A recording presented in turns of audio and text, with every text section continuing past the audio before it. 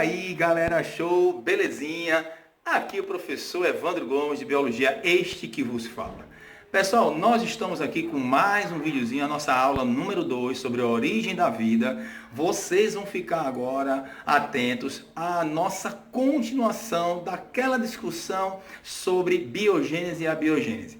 Vejam que nesta aula nós teremos grandes revoluções em termos de conhecimento. Galera, curta essa aula. No final, não esquece daquela curtidinha, daquele likezinho, se você gostou. Coloca teu comentário, coloca tuas perguntas, nós vamos tirar todas as suas dúvidas. E não esquece de se inscrever no canal, tá? Vamos à aula, pessoal, que agora vai ser tudo de bom, beleza? Vamos em frente. E aí, pessoal, vamos lá?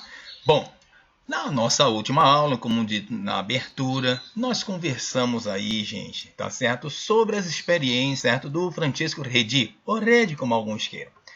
Onde ele começou a contestar, não se esqueça, pessoal, que o Redi foi o primeiro a contestar a teoria da geração espontânea, a biogênese, e isto lá por volta do século XVII. Muito bem.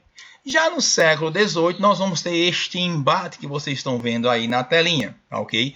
Nós temos aí o John Needham, defensor da geração espontânea, versus Lázaro Spallanzani. Muito bem.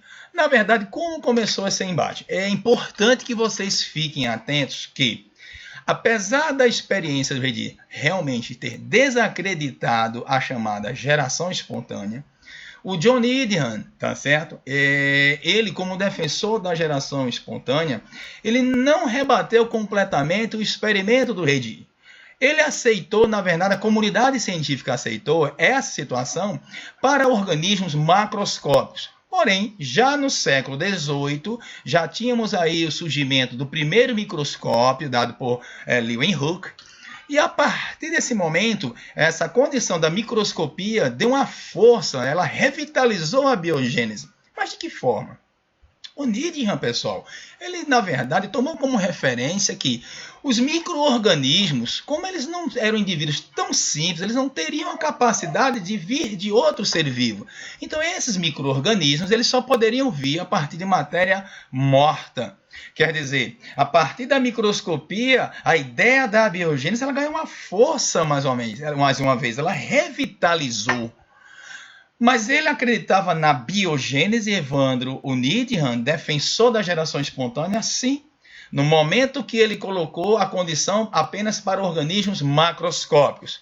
Então, qual foi o experimento, então, do John Needham? Então, Needham fez o seguinte, pessoal. Ele utilizou um caldo nutritivo, tá certo? Trabalhou um caldo nutritivo, compôs esse caldo por matéria orgânica, resíduos de carne, peixe. Então, ele colocou e fez realmente um sopão orgânico, uma ceboseira, né? Um negócio não muito fértil, não. Aí, a partir desse momento, o que foi que aconteceu? Ele trabalhou a ideia exatamente relacionada à questão da chamada abiogênese.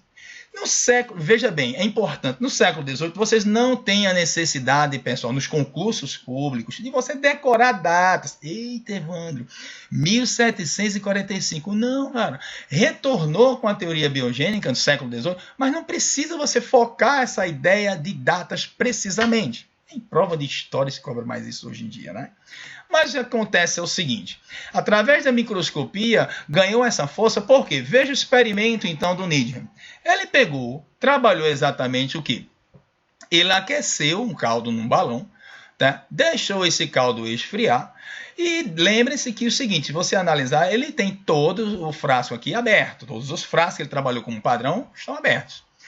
Aguardou um momento. E a partir disso daí, ele esperou um tempo e surgiram aqui micro-organismos, que eram denominados na época, os micro-organismos eram infusórios, que hoje nós chamamos de protozoários, mas tinham as bactérias também, ok? Esse era o controle, né? A amostra controle, ou seja, surgiram seres vivos. Bom, foi o que ele fez. Pegou a mesma amostra, tá certo, de caldo nutritivo, ele aqueceu por 30 minutos e pegou e tampou com uma rolha. Ao tampar, ele deixou o frasco esfriar, obviamente, e verificou o seguinte, com a tampa exatamente ali sobre o produto, sobre o balão, ele verificou, ao abrir depois o frasco, que tinha o crescimento, ou seja, ocorreu o crescimento de micro-organismos. Então, nesse ponto aqui. Bom, aí o que é que acontece? A partir deste momento, o Needham chegou e disse, olha aí, pessoal, eu estou certo, a geração espontânea, ela existe, os micro-organismos, como é que poderiam então surgir micro-organismos se estavam fechados?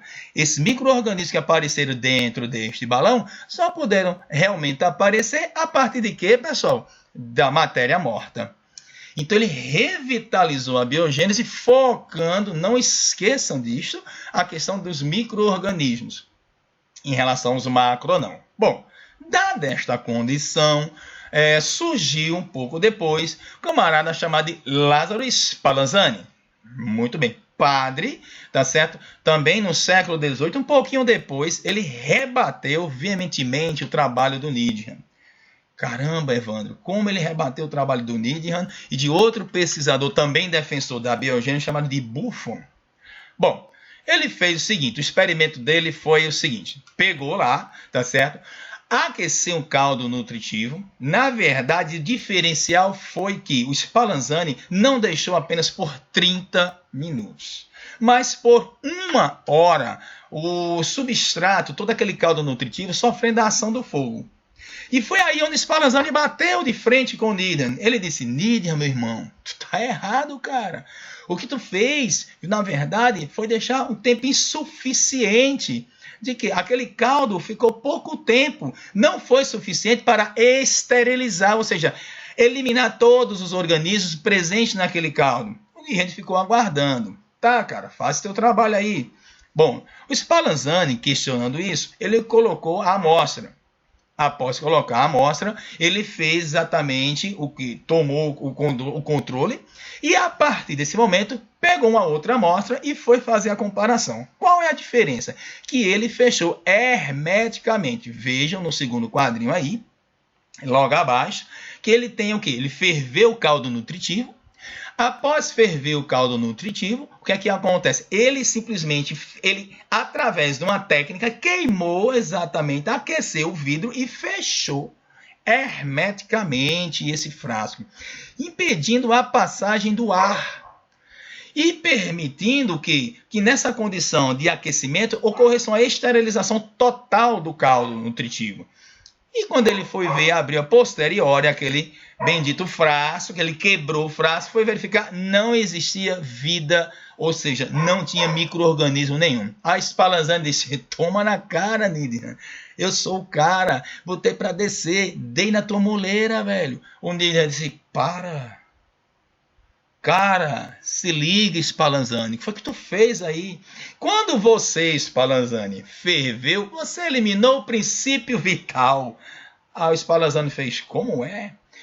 Você eliminou o princípio vital, que é exatamente aquilo na matéria orgânica, que em contato com o ar, recebendo um contato do ar, vai ser ativado para produzir vida. E a partir do momento que você ferveu, simplesmente isso impediu que o princípio vital fosse ativado, porque ele foi eliminado. O Spallanzani, obviamente, ficou numa dúvida e ficou este embate por mais de um século. Quando chega, então, o grande microbiólogo, olha só esse cara, chamado de Louis Pasteur. Então, o que acontece? Louis Pasteur, pessoal, foi exatamente o cara que refutou, ou seja, ele baniu, ele desacreditou definitivamente a teoria da biogênese. Pasteur, que criou, na verdade, a vacina antirrábica, já conversamos anteriormente no vídeo anterior da aula 1, falamos um pouquinho sobre o experimento, a ideia de Pasteur em relação à vacina. Esse cara criou exatamente um método de esterilização, a pasteurização. Um cara fantástico. Mas o que o nosso foco aqui agora é exatamente o experimento que ele utilizou para trabalhar a questão relacionada a rebater a biogênese. O que foi que o Pasteur fez então, pessoal? Então preste atenção, vem comigo aqui, olha só. Ele pegou um balão, fez o mesmo experimento, o caldo nutritivo despejou dentro do vidro e aqueceu o gargalo deste balão. No aquecimento ele curvou, tornando aí uma forma como se fosse um pescoço de cisne, clássico esse termo, que é importante que fique bem claro que não foi o Pasteur que criou esta técnica, que foi ele que formulou, porém foi ele que soube utilizar realmente a metodologia.